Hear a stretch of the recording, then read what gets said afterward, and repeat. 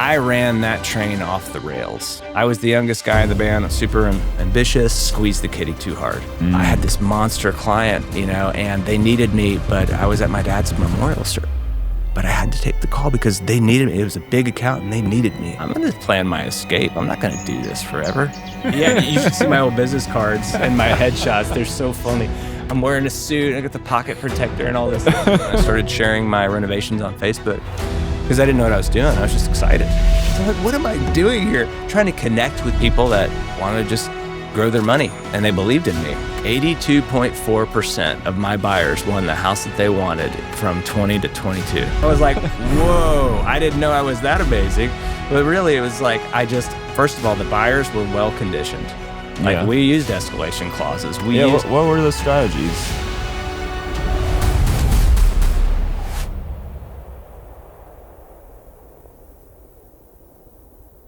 Brandon, welcome to the show. Thank you. You've sold over 400 homes, but I'm excited to feature you because you kind of have your hands in everything. It's like a blend, a bunch of stuff. So let's jump into it. What's your background? Yeah, jack of all, master of none. But let's see. I mean, I started out I played music even, since age 11. And as soon as I got a drum kit, I started playing drums. And that was the best thing my mom could have done with an angry, prepubescent kid, is to give him a drum set to go direct his energy. So anyway, they got real intimate with all of the music that I was listening to real fast. And anyway, when I went to playing music, and I started booking gigs, in high school, we were playing shows and started out talent shows. And I was always the negotiator. I was always the guy that called and got the gig. I never told them that I was, 16. As a teenager. Yeah. Dang, yeah. I just cool. knew what I wanted. And I mean, my mom, I've got a long family of, entrepreneurs and, I'll say self-employed people, people that were hagglers and just really good at, finding deals, So, they instilled me early on. My mom did instill me early on to go talk to people. And I remember when I was 11, I wanted to get in shape. And she said, well, go talk to the gym, see if there's anything that you can do for them. Not here's the money to go pay for a membership. Right. So I talked to this guy at age 11 and I was like, hey, I want to work out here. Can I wipe the machines down or something and just work out? And he's like, sure.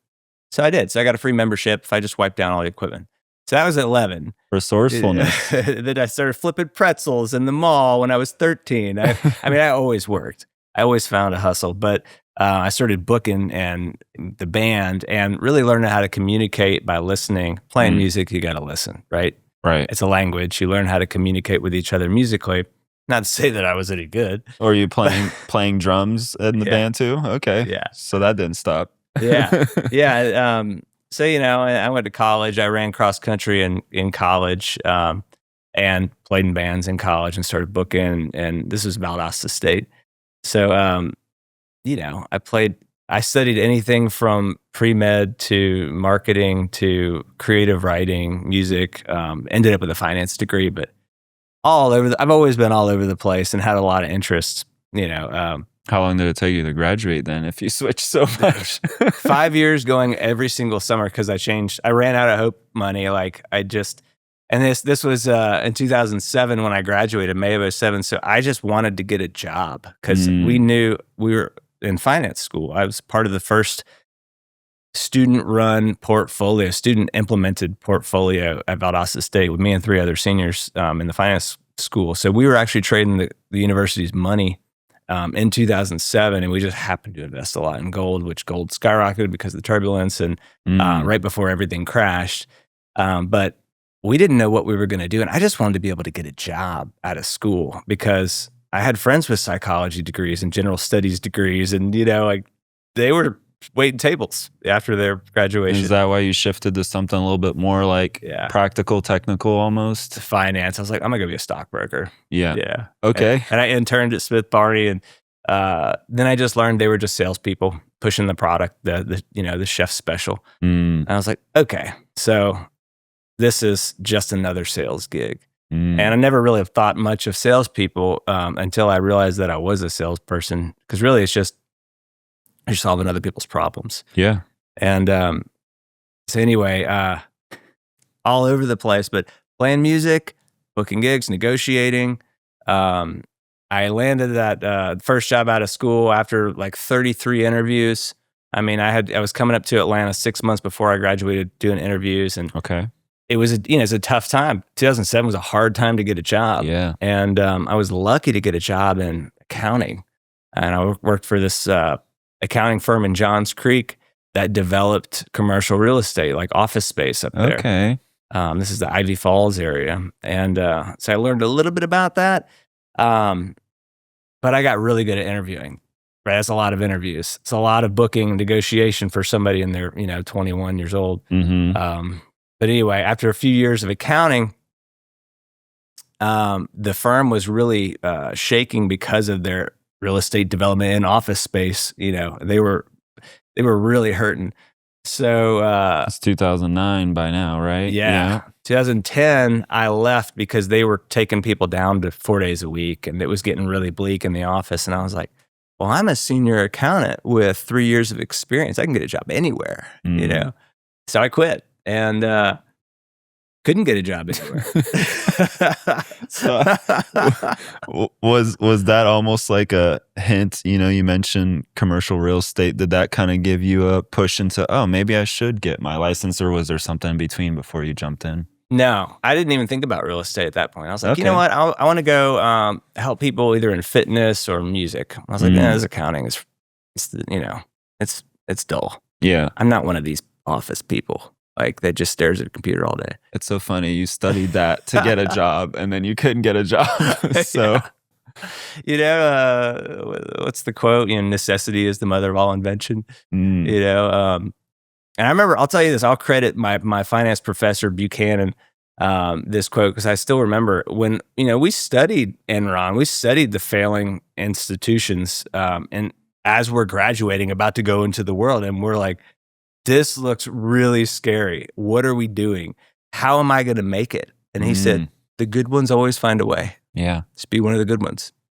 So I was like, okay, here we go. And, but after, bouncing around trying to find things, joined a couple bands here in Atlanta and started to, play with some of these bands and network in the music scene a little bit.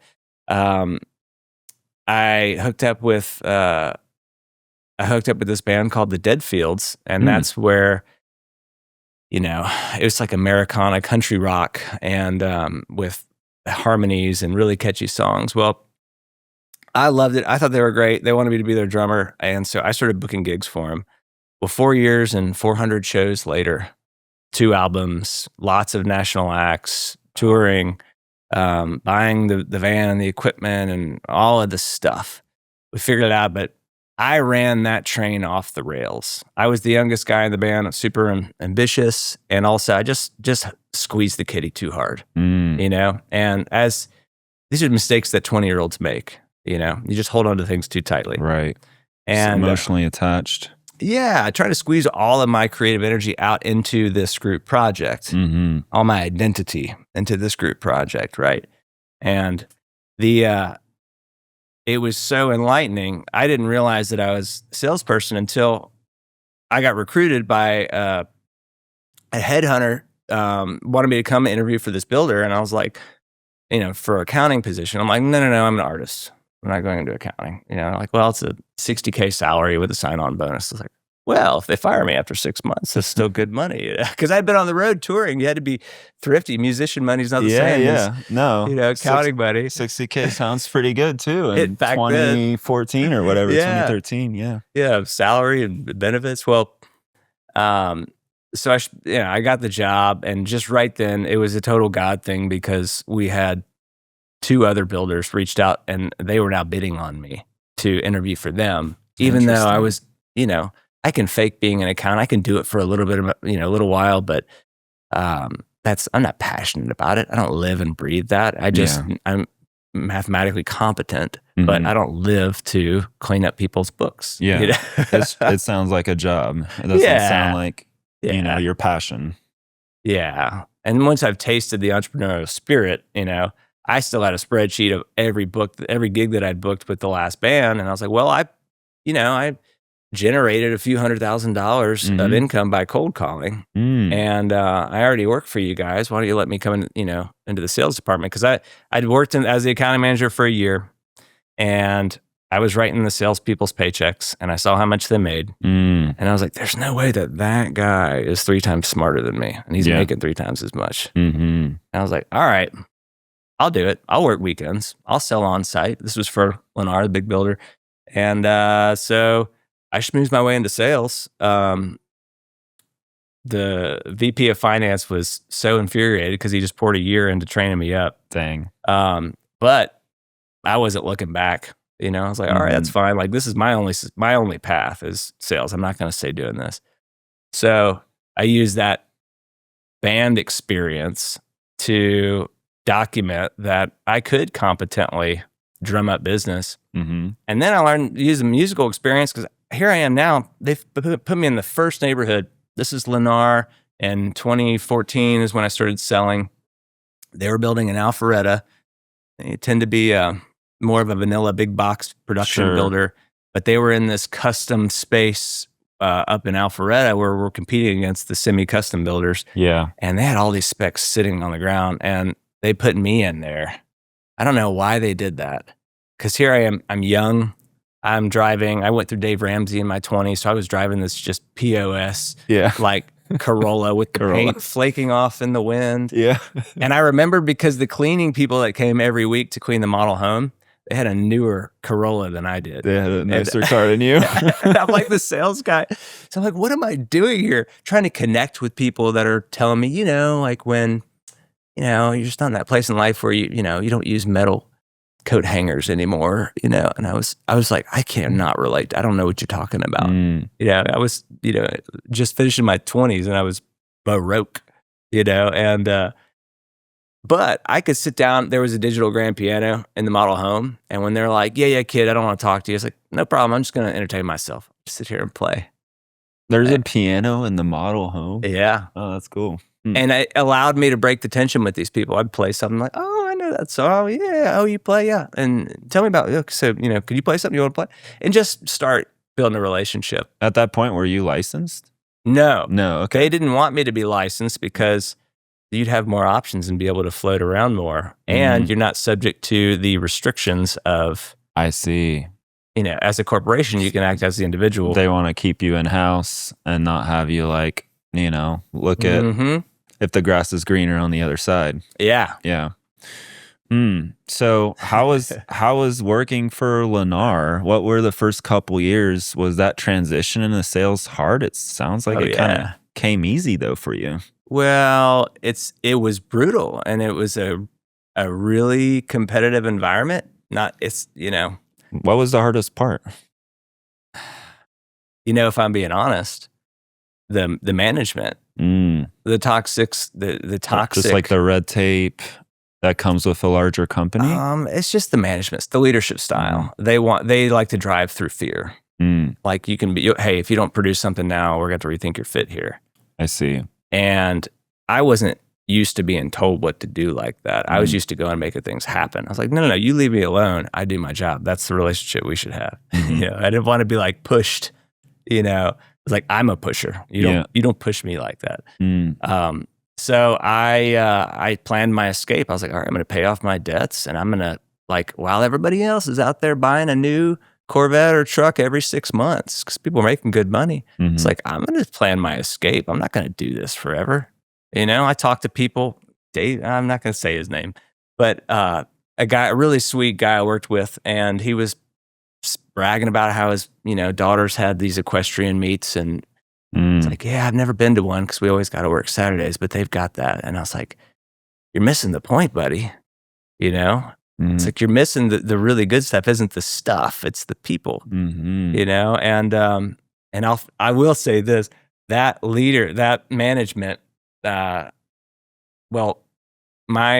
sales director that interviewed me to come into sales, she was trying to teach me the value of the market. When the market's on, you're on, period. And she was explaining, I was in freight sales, and I had this monster client, and they needed me, but I was at my dad's memorial service. But I had to take the call because they needed me. It was a big account and they needed me. And I was there trying to express the importance of just diehard commitment, like the soldier mentality. And I was like, it sounds like you have a problem with boundaries. You could hear a pin drop. Nobody had ever stood up to her. And I was like, dude, that ain't me. That ain't me. I'm not drinking that Kool-Aid. I'll work and I'll work hard, but that's not who I am. That's not your exit. Yeah. No. So walk me through, when did you end up exiting? Because you did pretty well at Lennar, right? I became one of the top guys. I had two. I was the top, quarter sales guy a couple times. I sold 5 neighborhoods out by myself. And I got really comfortable telling people no. People that were older and smarter and wealthier than me, because that's kind of what you do at Lennar. They're not custom. It's no, this is what we have. Yeah. And it's so funny because they gave me a neighborhood incentive. Everybody gets this much. And I held the line. And it wasn't until after I'd sold that community, they're like, yeah, you had the best margins out of everybody because you held the incentive. I said, well, what's everybody else doing? They're going back and say, well, I could get this done if we could just give them a little bit more. And then they're getting those deals. So I just never did that. I said, no, this is the line. If you want to pay it, cool. If not, there's somebody else that'll do it. Yeah.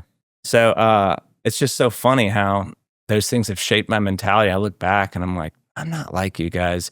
Y'all are a little more fear driven, and I'm not motivated by fear. Like that's my like life thing, is to fight that fear. Don't you feel like there's a balance though? Do you feel like you lost some deals by saying no to clients? Oh yeah, but I've also heard, if you don't have contracts fall apart, you're not closing hard enough. So that's not who I am anymore. Yeah, because now I'm like, what's meant to be will be. Like, I'm not a hard sell kind of guy. So do I lose that control of the deal, and do people probably go a different direction because I don't push them hard enough now? Yeah. But that's okay. Yeah. Because I'm not trying to be Johnny Realtor number one. I've got investments. I've got multiple revenue streams. I've got the rentals, the flips. I've got private company investments that I'm really excited about. I still play in the stock market and crypto and all that good stuff. But for me, the variety is the spice of life. And I love real estate because there's so many ways to make money. Yeah. And realistically, now I can take what most agents see as a $12,000 listing commission, and I can parlay that into a 6-figure win. Yeah. Like, okay, well, how about I buy your house directly? I help you buy the next one. If you need renovations, we can fix it up for you, creating margin. Really, I'm creating opportunity and simplicity for the client all along the way. But there's profit in problem solving. Yeah.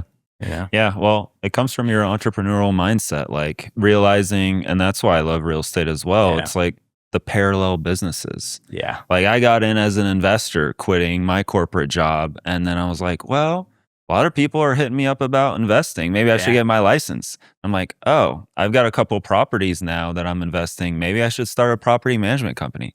Oh, now we're renovating and we're spending a lot of money renovating or maintaining these properties. Maybe I should get into GC, which I didn't end up getting my GC license, but that's a whole nother animal. But no, I hear you. And that's one of the reasons why real estate's so powerful.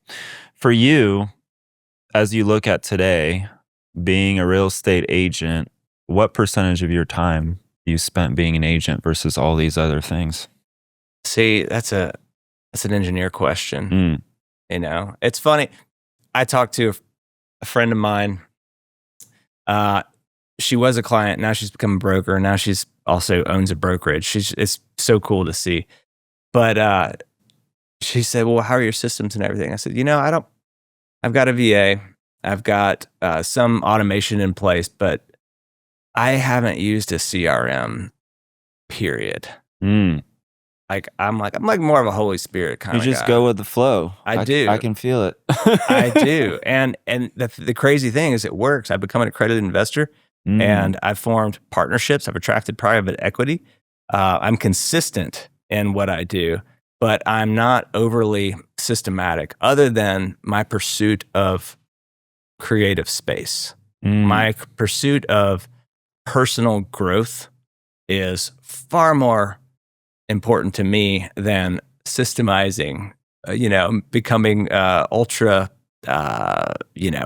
like studying the data, knowing my metrics, knowing my dollar per square foot of renovations. Another friend of mine that's flipped about the same number of houses that I have, and he's built as well, and he also runs an insurance company. He said, I could tell you right now, over my last 30 deals, my cost a square foot. I was like, that's really cool. I have no idea. I just know I've never lost money. So do you kind of just go with like your gut? Yeah. Yeah. My gut is really, really powerful. And I mean, like, we're given intuition for a reason. And I know that, it's fun, especially with you being an engineer, and my dad, is an engineer, and, it's just so fun because we think so differently. Yeah. But trying to make it work as a touring musician is so challenging. I mean, it's way harder than real estate. Okay. It's way hard. Trying to feed your, just stay afloat. Right. Playing gigs and like selling shirts and CDs or whatever. That's a hustle. Yeah. You're not really doing it for the money. You're doing it because you really enjoy it. But you got to eat. And, and it's really hard when people take a passion and then that becomes their profession, because it takes a lot of the magic out of it, because you don't want to be in your passion space, when you're tired and when you're hungry and when you're just beat down. So it's kind of fascinating, but I don't know. I don't know how much time I spend on real estate. What I do is I keep the people that really excite me close. Okay. And, if I help someone buy a house and sell or whatever, and just the chemistry isn't there, or if they have another friend that kind of meanders into their life and they get the next listing, that's okay. There's enough to go around. Yeah. But a lot of people that I haven't even spoke with in decades even just follow me on social media, and they're like, hey, I got to buy a house, or hey, I inherited this house, or hey, I want to invest, like, or hey, I inherited some money. Can I invest in your next flip? I'm like, what? What just happened? Like, you want to invest in me? This happened to me in 2020 when I started sharing my renovations on Facebook, because I didn't know what I was doing. I was just excited. It was authentic. Yeah. And I was just really just trying to share in case anybody, I wanted to be known as a guy that, does stuff in real estate and trying to get clients. And I attracted some people that wanted to just grow their money, and they believed in me. And I was like, that's great. I wasn't asking, but thank you. Like, that's very validating, So now I realize the deals are harder to find than the money. The money's easy to find. That's a real paradigm shift. And frankly, the trust that people have around, like, in me, it's really hard to quantify, but I guarantee you I undervalue it, because our network is far more powerful than 100%. We anticipate. I mean, even having this conversation here with you, like, I know we've got a lot of common interests, and here I am in the room with somebody that you own a lot of doors, you got a brokerage. We could partner on things, whether it's now or 10, 20 years from now, and it could be, the world could look a lot different between now and then, No, So- and you've got a point. It's based on like energy, and like you got to be follow the energy that you're attracted to. What would you say to agents out there that are their brokers telling them, hey, X amount of calls, like the Lennar back in the day, I'm gonna fit you in this box. Like, what would you tell them? Try it. But if it doesn't work for you, it doesn't mean that you're a failure. I've done the bold classes. I've done the door knocking. I'm not saying that I'm opposed to trying those things. I just didn't stick with them because it wasn't authentic to me. Now there was one of those silly quotes from those bold classes that stuck with me, is that your business grows to the extent in which you grow. So for me, really asking myself hard questions, Right. Am I going to show up and do the work? Like, I've never really had an issue with work ethic. I've always been, hey, if there's something I want, I'm going to go get it. I get it. Maybe not everybody has been in a situation where they're really, really hungry. They're really, really motivated to do something. I have. And I honestly just think, well, if things just feel really, really hard and these systems just aren't working for you, maybe you need to suffer a little bit more and feel a little bit more, of that complacency to where it doesn't suit you anymore and you're ready to make a change. There's a lot of people. I mean, look, when I first left Lennar, I joined Sotheby's, Atlanta Fine Homes, because Oh, wow. I always had classy experiences with them. Jenny was the matriarch of Atlanta real estate. And I wouldn't take you for a Sotheby's guy. yeah, you should see my old business cards and my headshots. They're so funny. I'm wearing a suit. I got the pocket protector and all this. And because I'm just trying on different hats, like I was like secretly a rock star wannabe trying to be an agent, and like I just thought I had to do this and and that's why I was like, I wear almost the same clothes every day, like the same type of outfit, because like I'm reducing friction in my life. Yeah. I am who I am. I like what's comfortable to me. And I design my life around chasing the things that are most important to me. Mm-hmm. And I get it. I'm not anti-systems. It's just my system looks a lot different. Yeah. For me, I would rather outsource, a lot of that stuff. And so what inspires me about engineer, like mindset and a systems person and the ability to trust the system and to delegate and to put people into place. That's been more of a challenge than doing the hard work and grinding. But my skill set with all the negotiation and the confrontation, my capacity to negotiate and to really like lock onto the deal until it's done is uncommon. And I've realized that here's something crazy. Okay. So during the COVID years, when the world shut down, I mean, this is really, were you already selling real estate then? Yeah. Okay. Yeah. We had just been like 2 years in. Nice.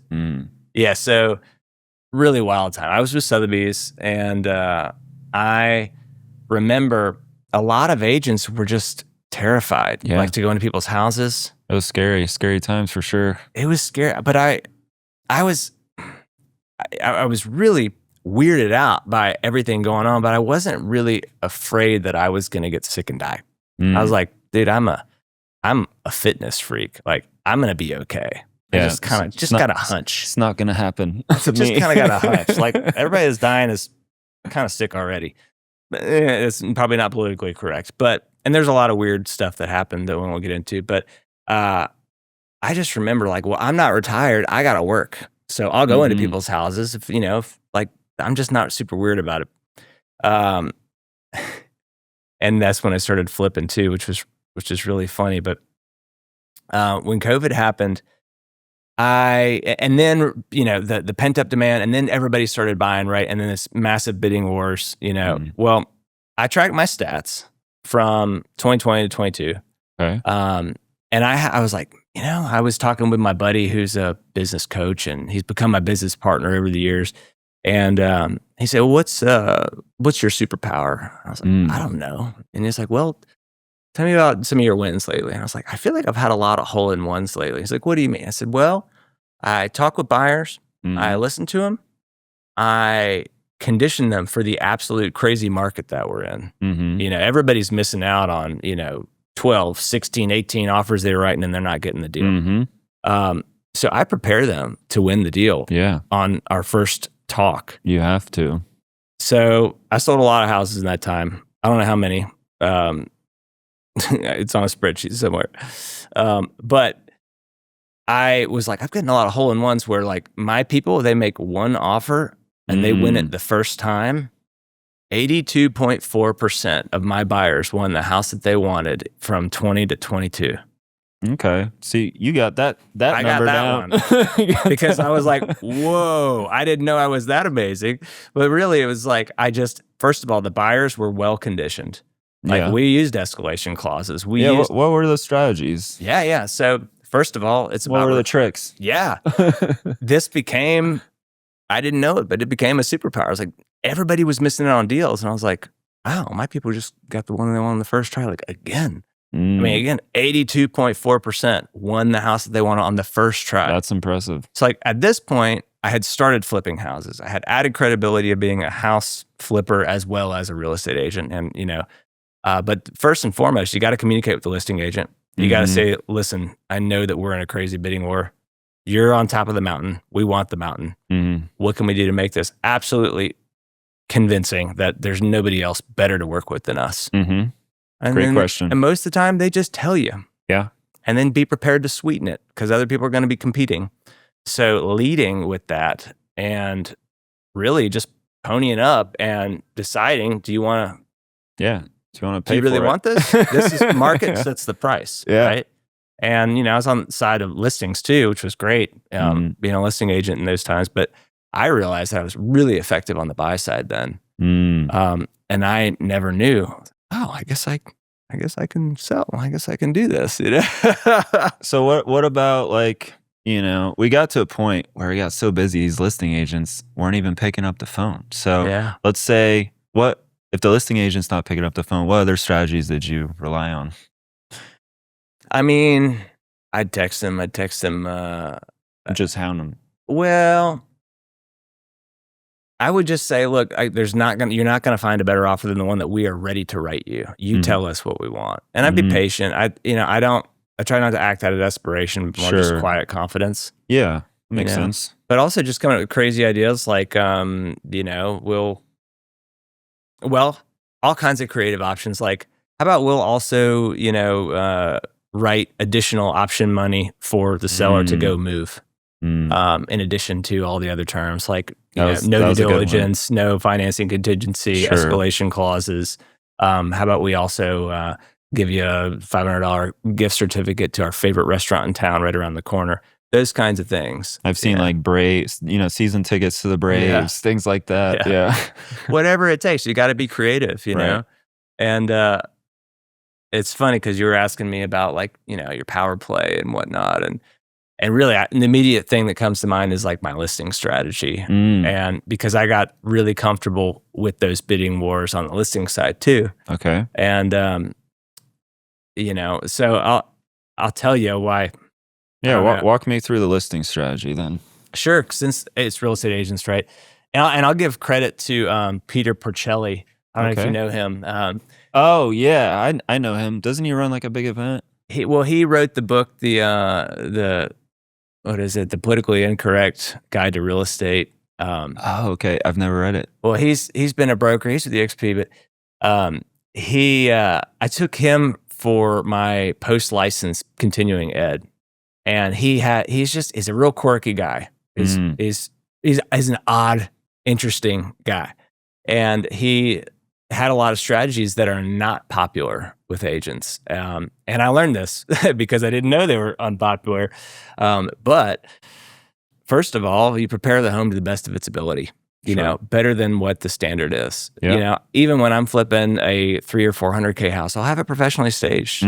So that's a big expense. It's a few $1,000s at least. Sure. But then all of a sudden it looks better than all these other houses. I will do a pre-listing inspection. Why doesn't everybody do this? I don't know. They should. And then make it public to everybody. And if there's anything really scary, go ahead and take care of it and then write it up. Say, already addressed this. Yeah. Piece of cake. You're just adding transparency to the deal, which is uncommon in real estate, right? So you're adding that relational piece to it with through the paperwork. A lot of times I'd put my puppy on the first picture. I did all kinds of creative stuff that they get onto you in MLS, right? But they never find me. So, in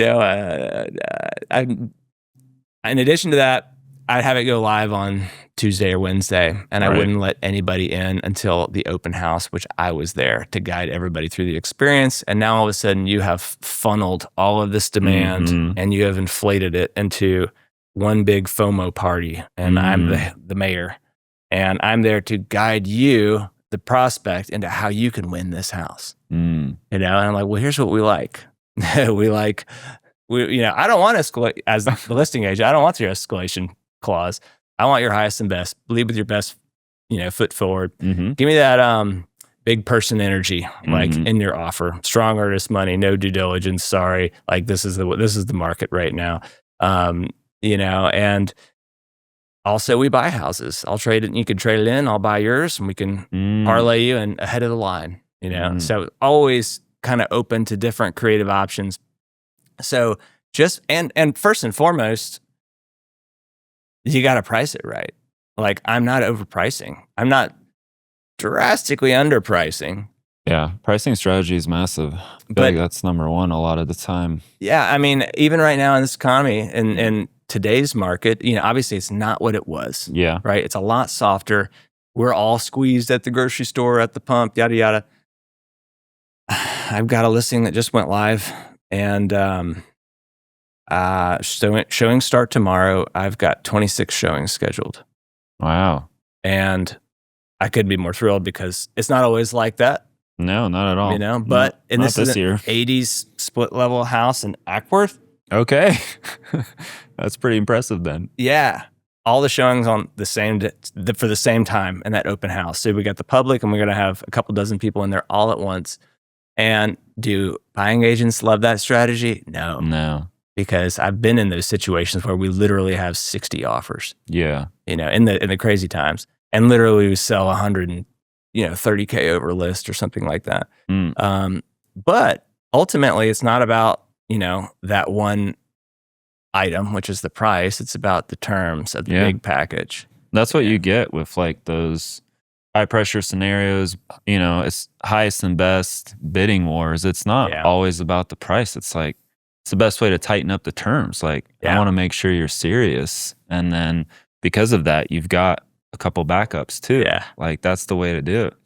And now I've got a partnership with an organized space. So we'll pack people up and move them as a part of me buying out their house. Mm-hmm. So I'm just removing frictions. Like, tell you what, I'll buy your house as is, no inspection, no appraisal. I'll also have you packed lovingly and relocated and even unpacked. So there's a deal for everybody. Cool. We can make it really, really smooth. And that's been a big differentiator too, because now I got to compete against other savvy investors that are writing aggressive deals, but they don't really have the relational component typically in their offers like retail residential does, where everybody's writing their love letters, yada, yada.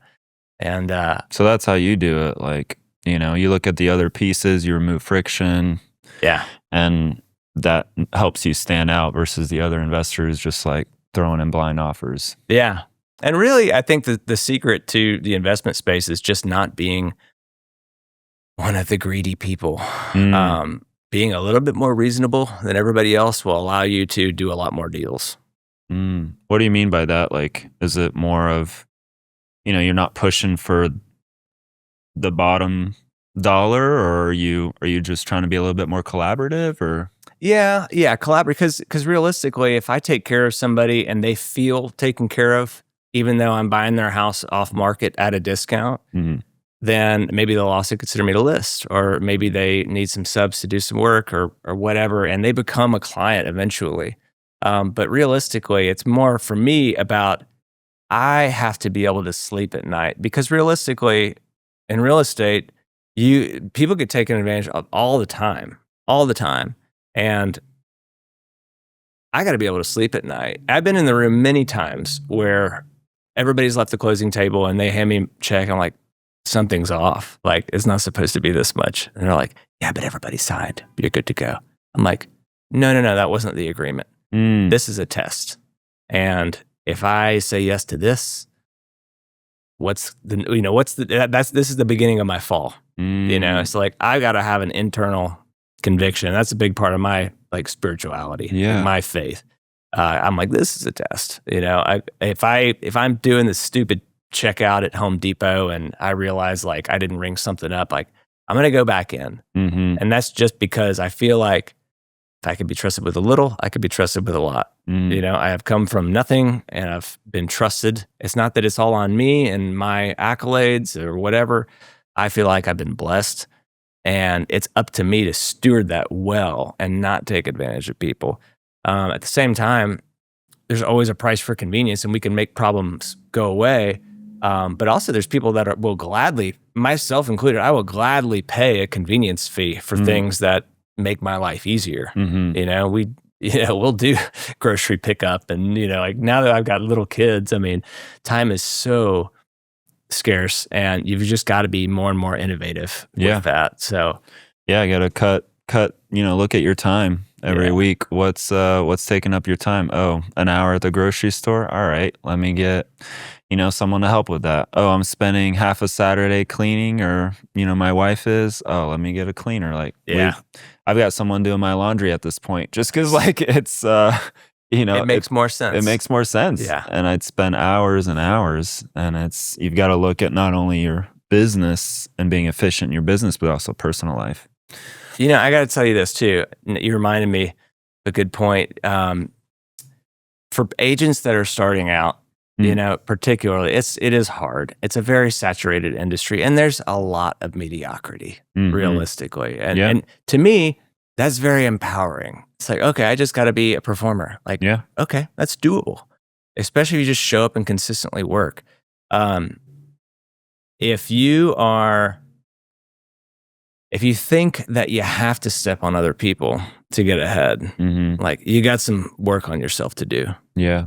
If the quality of your closest relationships are the ultimate predictor of your success, and there's this awesome study from Harvard that is the longest running study on human behavior in history, with them tracking these people, students at Harvard, but it was also like local children, and they've tracked them now through multiple generations to try to determine what their greatest predictors of success were. And it wasn't their genetics, it wasn't their socioeconomic status, it wasn't their profession. It's the quality of their closest relationships. As far as not just career accolades, but quality of life and overall happiness. I mean, that's powerful. Like we're all thinking, what's the magic thing? What's the lever to pull? It's like, if you learn how to love yourself, you learn how to love your spouse, your closest relationships. Take care of the people around you. That's the most important thing. Because that's going to propagate with everyone else. It goes back to what you said before, like, oh, I'm going to go back to Home Depot and pay for this. Because if you don't do that, then, when it comes to bigger things, you're taking investor money. What are you going to do there? Like, so it's just the principle of it all. Yeah. And, there's certain things to be unyielding, certain times and places to be unyielding and refusing to concede. Those are few and far between now. You need to be flexible. You need to be honest with yourselves. I think that we're really good at lying to ourselves. And if we take a good long look in the mirror, we all can just love each other a little bit more deeper and authentically. But that's something that happens. I mean, not everybody arrives to that place in life. And I think that you got to have the rug pulled out from you a few times to stop and reflect.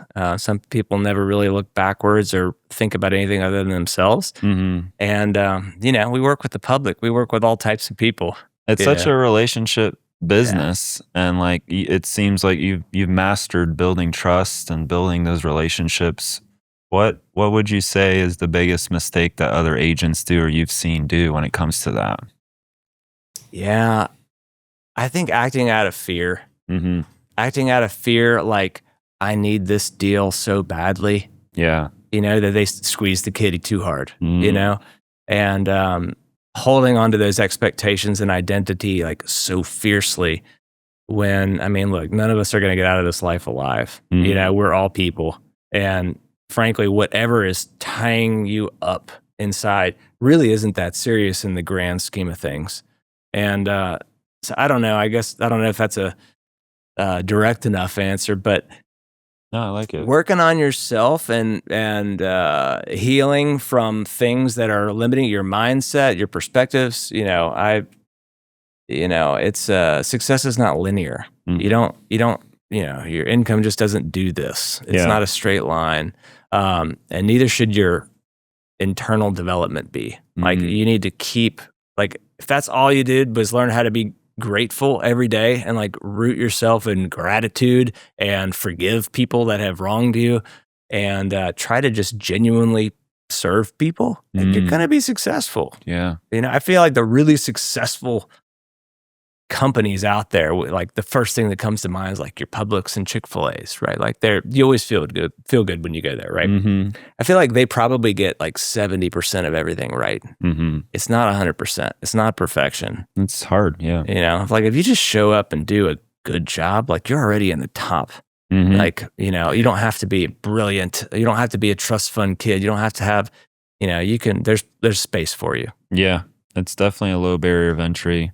Well, you've been widely successful in real estate and all these other things. What's next for you, man? What are you looking forward to? Well, I was telling you about this exciting concept of amenitizing raw land into experiential like STR Yeah. that play like Okay. so I was talking about the glamp The sites or like a glamping. treehouse park like that sounds like play to me and maybe because I feel like chasing the white rabbit of fun to me is super important. I don't believe that you can really have faith and be fearful at the same time. It's like it's a requirement. You have to have faith to be able to play. Yeah. Like actually be at a place of genuine play. So for me, starting this podcast called Think in Cursive, and it's going to be this concept of work, play, and why, but really the emphasis on staying playful in our leadership, our parenting, our businesses. And for me, yeah, so like doing something totally different, that's playful. Like just doing the same thing over and over and over sounds like a sentence to me. So variety is what excites me. New challenges, new hard things to figure out. I mean, I'm raising, 2 girls right now and, little kids, and my marriage is, frankly, my success is, I credit my marriage because without behind every amazing guy is going to be an amazing woman that's helping like behind the scenes, or not behind the scenes, but my wife has been instrumental in just helping me to have the confidence to go and do these things. Yeah. It's important in your marriage, but what's next? I don't know. I might go, I'm not sure if I'm buying an STR or some land or some multifamily. I try to hold on really loosely to see what falls just in my lap. Just go with the flow. Because like I look at numbers and I run deals all the time. I'm still flipping houses and still helping people buy and sell. But the variety is what excites me, and making space for like sharp minds to share ideas is now really exciting. I value that more now than ever. How do you avoid like the shiny object syndrome? Like, a lot of people say out there, oh, there's power and focus. Like, how do you avoid from jumping the one thing to the other? Or is that like the key to your success? I mean, listen, I've vacillated from hardcore discipline to like towards maybe borderline unhealthy, especially like running college cross country, like 100 miles a week. Like, this is my life. This is who I am. I must suffer more than the next guy. I get it. Right. I get it. And 13 years of CrossFit and martial arts. Like, I get that mentality. I've been exposed to it a lot. But then the pendulum will swing and we're like, why am I taking any of this so seriously? Do I really have faith that maybe I am not the sole reason that all of my success is here? Like maybe there's something bigger that like maybe these are blessings instead of earnings. And to me, that affords me the perspective shift to just be playful, like revel in it, enjoy it along the way. And that authenticity and that trust that things are going to be okay is magnetic. And then people are drawn to it. And it's not a tactic to acquire more clients. It's just my personal practice to regulate my own stress levels, And for me, that authenticity and genuine attitude has been a game changer. Like, I don't know what's going to happen. I don't know what the next step is, man. It could be a mobile home park. I have no idea. What I do know is I'm going to have the opportunity to bless people along the way and serve them. And it's going to be fun. I'm going to be able to use my creativity in some way. And whatever offering I bring, it's going to be unique because there's only one me. And I think about things differently, and there's space for it, and there's space where people will resonate with that philosophy, and it'll be evident when they see it, when they experience it. I really enjoyed this conversation, man. You are very unique, nothing like any other guest that we've had, and I really respect that. Well, Brandon, we've got to wrap this up. We always end with our signature question. What is that one play, that piece of advice that you want to share with the Atlanta community here to add to our playbook? If you start your day with gratitude, you can't go wrong, but also just stay playful in whatever you're doing, your profession, your relationships. Don't take everything so seriously. You might not be the thing that's holding everything, the glue that's holding everything together anyway. There's a chance. Just make space for a little bit of play in your day and good things will happen. Dang. I believe it, man. Well, you heard it here on the Atlanta Agent Playbook. Be playful. Don't take life too seriously. We're going to end up dying anyway, so might as well enjoy the ride. That's right. That's right. Brandon, thanks again for your time, man. I appreciate it. How can people reach out to you? Oh, yeah. You can find me on Facebook, Google, Instagram. I got a link tree up there. Good Hand Properties, thegoodhandproperties.com. You'll find my number. So you can call me directly. Benjamin, thanks for having me on. This has been really fun. I really enjoyed the conversation. Thanks, Brandon. Thank you.